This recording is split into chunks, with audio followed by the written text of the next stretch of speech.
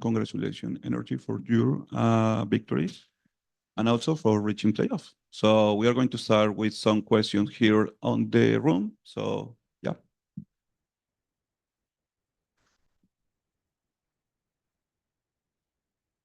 Okay, hello, I'm Lembo from Universal VALORANT in Spain. The first question is from Bonja. The match was so difficult because you need to make 2 comeback for win, no? In the 2 last map, the thing starts so difficult, no? I know. And the question is, what was your message for the players in the timeouts and between the 2 sides to come back the mental, no, and win the match? Yeah, so Corrode, the first timeout was some adaptation to how they play, and also we had to be better managing our utility, and as well just playing a step forward to disrupt them a little bit more. And then on Lotus, it was just reminders about fundamentals and how we play normally in Prague. I don't feel like we had to change too much against their comp on Lotus. It was mostly reminders to the team, like keep playing the game, don't fall back all the time just because they play a weird comp. Like they have to play up, we need to disturb them, we need to have good utility, we need to call all of our keywords and things like that. Okay, thank you. I have voted for... Yes. This is for Isan, okay. You are the first world champions in the qualified to the playoff, no? We have other champions trying to do this, no? For example, Limon One, Yogimo, Aspas. The question for you is, which of them do you want to play against in the playoff and why?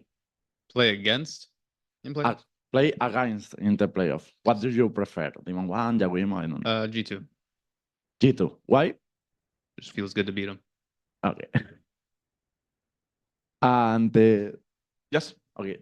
The last question is for Som, because you play a lot of international tournament, but this is your first time in the playoff of champion, no? And the NRG first time too. And the question for you is, which of the other teams in the tournament is the main rival for you in the playoff? I'd say I'd probably say G2. I want a rematch for the last time we played them, the last 2 times we played them, and I'm ready for them. Do you want revenge versus G2? Yeah, of course. Okay, thank you. Congratulations for the win. Thank you. Now we are going to take another question here in the room. Hey, I'm Adrian from The Spike. So firstly, congrats on the win. That was amazing to watch. I have a question for Som. So you've been with many various iterations of NRG, but none of them have looked as mentally resilient. And as you guys, I mean, I'm sure you've gotten a lot of questions about just the insane comebacks you've had against EDG, against DRX. We're just kind of wondering what you would say is so special about this team that has allowed you guys to make these comebacks. Marty, you have something to say? Honestly, I think like everyone on the team is like so responsive to all the energy I give, and same with Adam. Adam gives off a lot of energy, and everyone on the team, it's not like it's being transferred to one person and it stops. So whenever Adam yells, it transfers to me, to Ethan, to Scuba, to Brock, and it's like a chain with this team. So even though we're down 7-0, we win one round, one yell, everyone's yelling. And I think that's the biggest thing. It's just that whenever one person thinks we're still in it, we're all still in it. Awesome. Thank you. And Thank you. Good luck for the rest of the tournament. Thank you. Thank you. Nerkas, you have the next question. Hello. First of all, congratulations on the victory, Nerdscast, independent freelance commentator and journalist here. And my question is gonna go to Bonkar. The first one is about the some of the pistol rounds at the beginning, and what are your guys' potential plans going into playoffs on working on the starts of your maps? Yeah, I don't know what's happening on pistol rounds. I'm not gonna. We just keep losing pistol rounds for some reason. I don't know. We were so good on pistols in America's playoffs, and now in champs we're just not winning them. But yeah, not sure about pistol rounds. Need to take a deeper look into it, if it's a strat thing or if it's how we play them thing individually. And then to start off the maps, I mean, it's just snowballs. It's not only pistol rounds. Like we lose the anti-bonus round a lot as well. And then they get the first power ults in the half.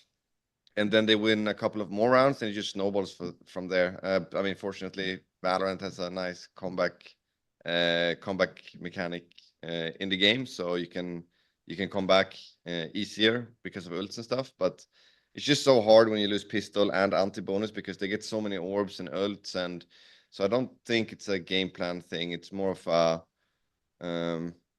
mental thing right now that we just need to battle through and just keep grinding out the rounds, to be honest. Fair enough, fair enough. And you guys thankfully don't have to play for at least a little bit now that you guys are confirmed for playoffs. So hopefully that'll give you some time with the blood pressure as well. Speaking of pressure, Brock, you stepped up immensely in the final map there, and it was a little bit rough at the beginning. Is that just a matter of, you know, getting comfortable on the stage internationally, or was it just like, you know, the map and the time, like it kind of hit different? I would have to say, I think it was probably mainly the map. I feel like the other maps we start off like super slow and it was really hard to get like my footing down. But I feel like the last map we were under control after we got like started the comeback at least. So I think it was mainly that. Fair enough. Congratulations on the victory and good luck in the rest of the tournament. Thank you. Chitaku, you have the next question. Okay, hello guys, I'm Chitaku from Universo Valorant on LATAM. My question is for Brown and Scuba. So, how do you feel after competing in Tier 2 and in the same year you are already in the Champions? It's a crazy feeling, honestly. I don't want to speak for whoever you asked the question to as well, but the 3 years I was in Tier 2, I felt like I was always one of the best players. And just the circumstances didn't allow me to play in Tier 1. So I think it's expected that we're playing this well, to be honest. And I'm not surprised. Yeah, I think it's really hard to break into Tier 1, but I feel like the competition's like all the same. I feel like it's just, you got to just be better, you know? Okay, and how do you feeling for stay in playoffs?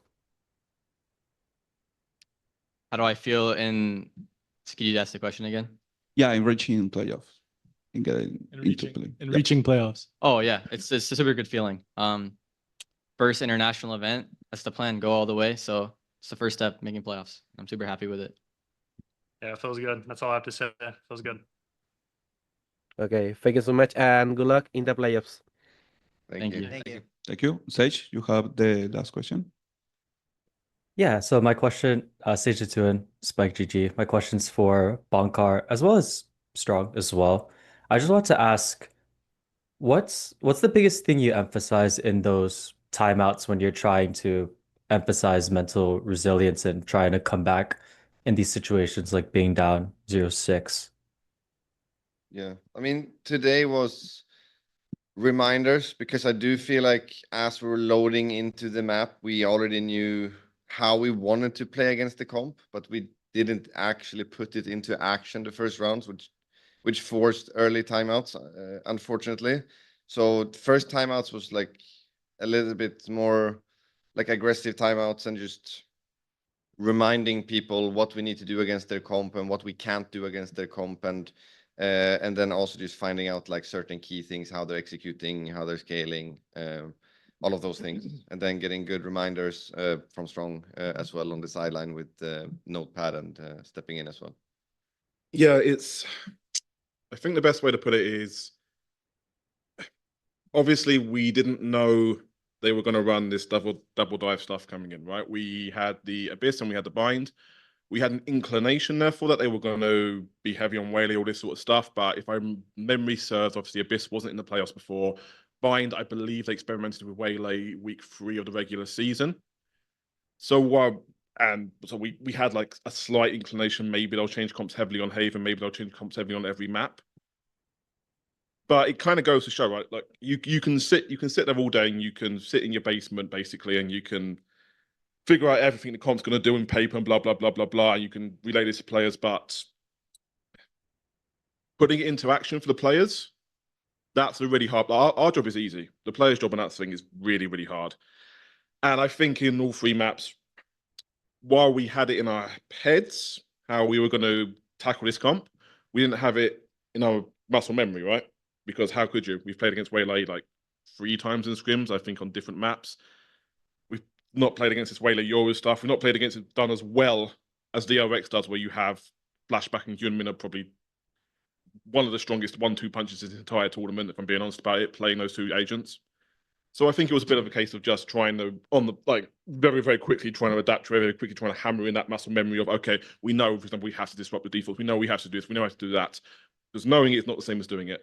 But so we just had to keep taking timeouts to remind that, to try and get that in place. And obviously by the 3rd map and by the attack side on each map, we've gotten a lot better in terms of how you play against it. So I think that's a credit to the players' adaptation. But yeah, it's difficult, right? But that's the nature of the beast. Sage, do you have a follow-up question? No follow-up. Thank you for Okay. your time and best luck in Solid-ass playoffs. Yeah, that seems. Yeah. Yeah, speechless. Awesome. So with this question, we conclude this first conference. Thank you, NRG, for being here with us, and good luck. Thank you. Thank you. Thank you.